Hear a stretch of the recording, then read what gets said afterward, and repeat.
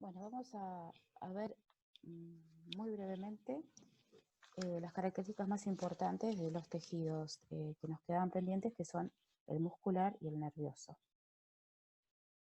El tejido muscular, vamos a tener en cuenta que vamos a tener tres tipos de tejidos musculares: el estriado, el liso y el cardíaco. Cada uno de ellos, las características que va a tener va a ser de acuerdo a los tipos celulares y a la función que tenga.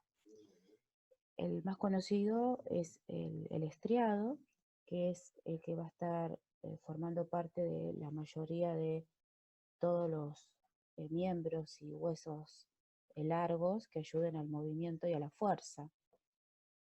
Tengamos en cuenta que en este caso, en este tipo de tejido, las células que lo forman son las fibras musculares que reciben el nombre de miocitos. Y está especializado en la contracción. La función es la contracción.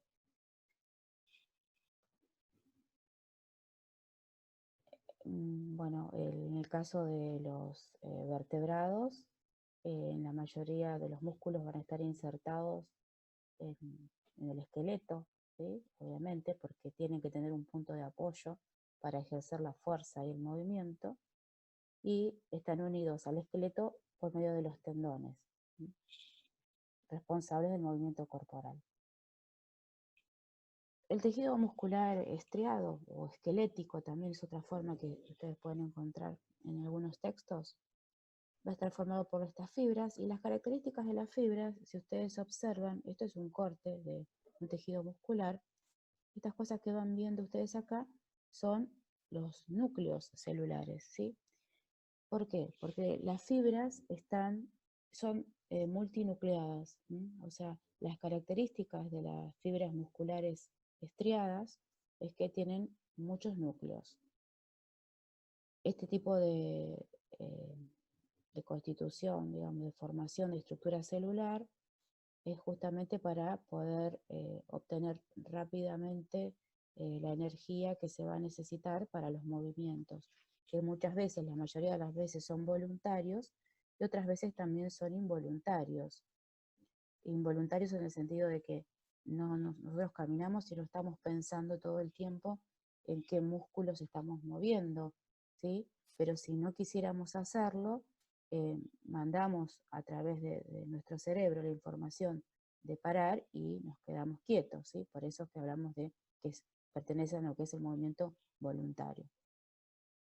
El tejido muscular estriado va a tener diferentes disposiciones, esas células, esas fibras, van a tener diferentes formas de acuerdo a la función que van a cumplir. Pueden ser en forma de uso, o sea, las fusiformes, unipeniformes, como si fuera una forma de una pluma, bipeniformes, multipeniformes. Esos son vocabularios que ustedes pueden encontrar, pero todas se están refiriendo a lo mismo, a tipos de fibras musculares. Entonces también pueden ser de acuerdo, por ejemplo, los que tengamos en las costillas, pueden ser músculos más anchos, pueden ser más planos, pueden ser más cortos, pueden ser, como el caso de los bíceps, digamos, formando estructuras independientes, pero que a su vez tienen un punto de unión en los tendones. Poligástricas, digástricas, bueno, esos son todos nombres, digamos, de los tipos de fibras. Lo que sí, recuerden que lo que a nosotros nos va a interesar en cada uno de estos tipos de tejidos va a ser diferenciar las características de cada uno. Algo que acá no lo nombró este Power, pero cuando ustedes vean el cuestionario lo van a tener, es dentro de lo que es la fibra muscular. Recuerden que los nombres que van a llevar, por ejemplo, el citoplasma, se va a llamar sarcoplasma. Lo que sería la proteína transportadora del oxígeno, que es la hemoglobina, se va a llamar mioglobina, y la membrana citoplasmática se va a llamar sarcolema. O sea, cuando encuentren esos términos, es simplemente especificaciones de la propia fibra muscular. Ahora, el tejido muscular cardíaco una de las características que vamos a tener es que se encuentra, obviamente, formando las paredes del corazón y también en el interior de los vasos sanguíneos. Y la diferencia estructural más importante va a ser que las células del tejido muscular cardíaco poseen solamente un solo núcleo, a diferencia de las células estriadas, musculares estriadas.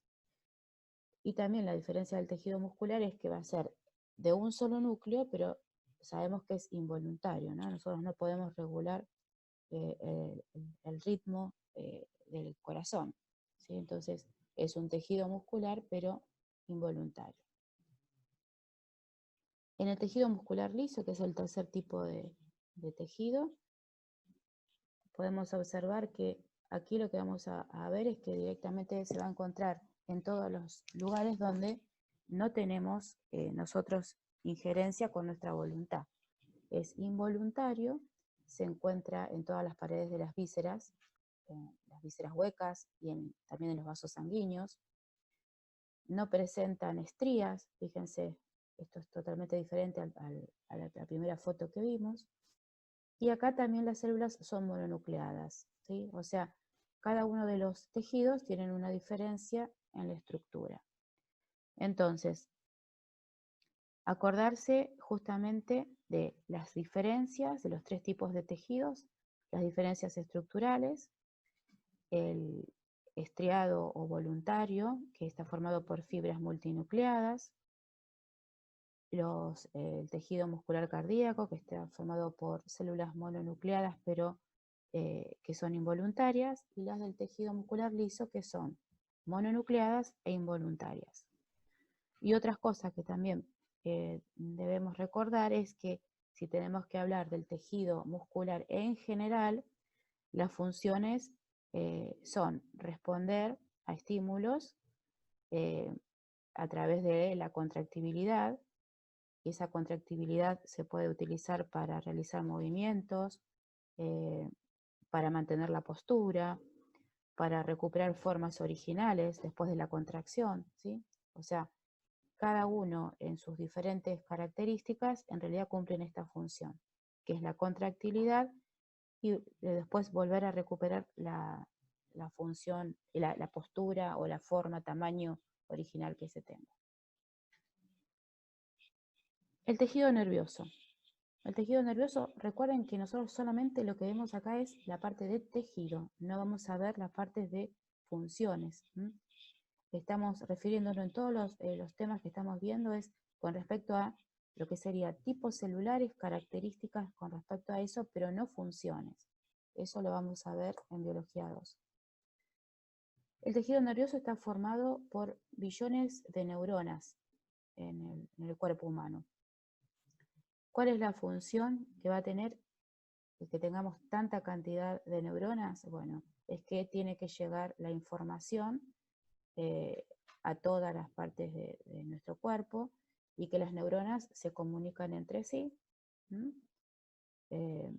Van a existir diferentes receptores en diferentes lugares especializados donde van a recibir los diferentes estímulos que pueden ser muy variados, a veces pueden ser estímulos químicos, mecánicos, de temperatura, y lo que se van a ocupar es transformar esos estímulos o impulsos eléctricos, finalmente, en impulsos que son impulsos nerviosos, que van a recorrer a veces distancias muy extensas para poder llegar a lo que va a ser, digamos, el lugar donde se va a producir el resultado de ese estímulo, ¿no? Que puede ser a través, muchas veces por una vía motora o simplemente a centros sensitivos para tener diferentes regulaciones.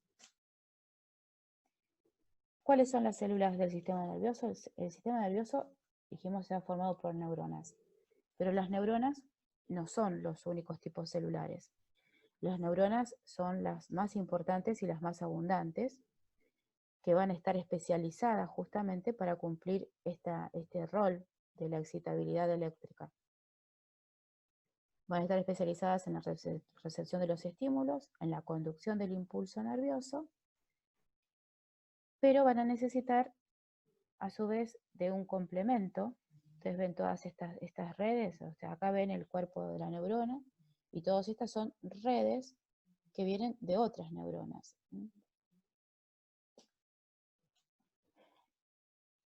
Esta es la estructura, como sería del corte de una neurona.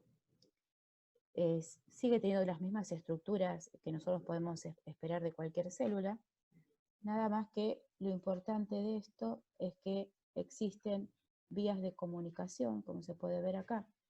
Llega de esta neurona, le llega información a esta otra, y a su vez de acá salen información por esto que es el axón, que es el que va a transmitir, y las dendritas, que son todas estas, digamos, ramificaciones más chiquitas, que fíjense que las dendritas están recibiendo también uniones de otras neuronas. O sea, esta es una red muy amplia que justamente lo que tiene como función es detectar cualquier estímulo, cualquier cambio y poder comunicarlo a las otras neuronas a que lleguen al estímulo.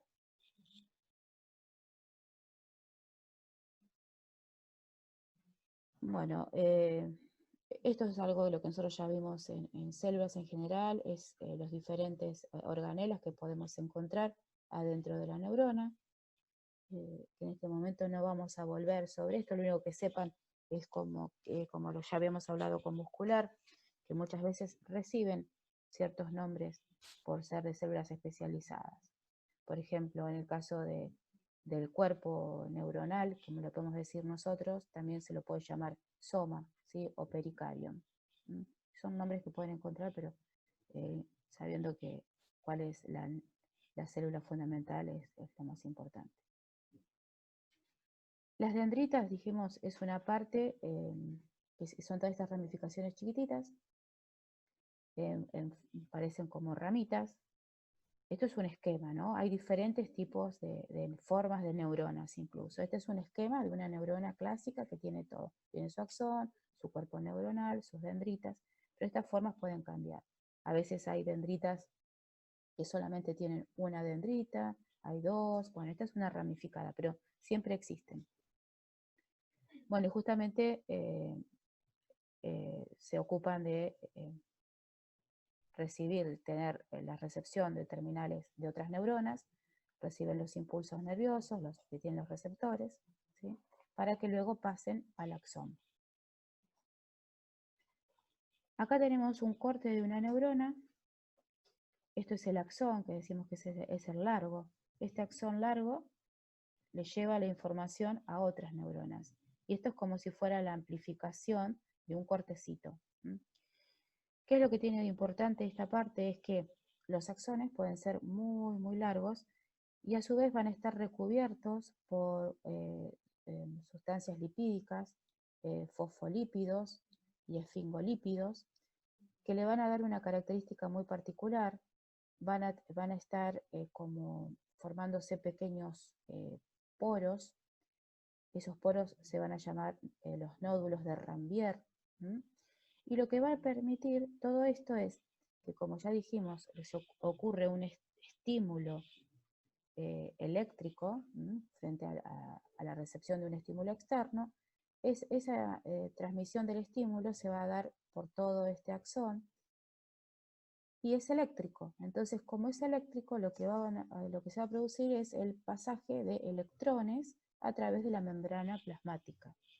Entonces, para poder facilitar ese pasaje más rápidamente, porque pueda llegar de un extremo al otro, están esas sustancias lipídicas que permiten que los electrones como que se deslicen rápidamente y puedan llegar, digamos, a la parte final del axón, donde va a ocurrir una transformación de este estímulo eléctrico a un estímulo químico.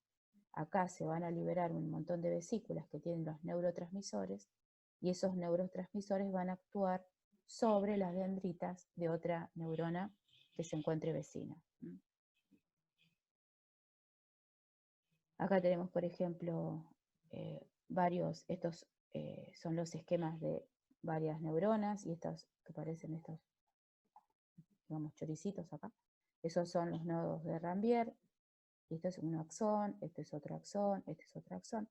Y acá lo que yo les decía es que en el tejido nervioso, aparte de las neuronas, esas neuronas que se especializan en esa información, o esa comunicación, necesitan otras células que las alimenten, que las sostengan, que las protejan. Y esas son las neuronas, digamos, que se llaman de la glía, son las células gliales. Dentro de las células gliales, cuya función, ya dijimos, es proteger, sostener, llevar nutrientes, tenemos los astrocitos o los oligodendrocitos, las células de Schwann. Estas células son muy importantes porque estas células de Schwann son las que se envuelven alrededor del axón y junto con esos esfingolípidos permiten que se forme esta vaina, ¿sí? Esta vaina de mielina. También las células de la microglía, ¿sí? Lo importante es que sepan esto. Tenemos neuronas y células de la glía, ¿sí? Y que tienen diferente función. Ahora, acabamos de decir que la información iba a través de los axones. Bueno, entonces, un conjunto de axones son los que forman las fibras nerviosas. Y un conjunto de fibras nerviosas están formando los nervios. Los nervios van a estar especializados, hay nervios motores, hay nervios sensitivos, y van a estar distribuidos en todo nuestro cuerpo y van a cumplir diferentes roles. Estos nervios están asociados y protegidos por fascias, ¿sí?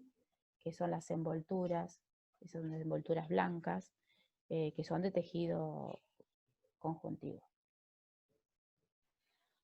Bueno, esta es la parte, hasta acá llegamos con tejido nervioso. Sí podemos redondear que tengan en cuenta que la función es la recepción de diferentes estímulos y transformar esos estímulos en impulsos nerviosos.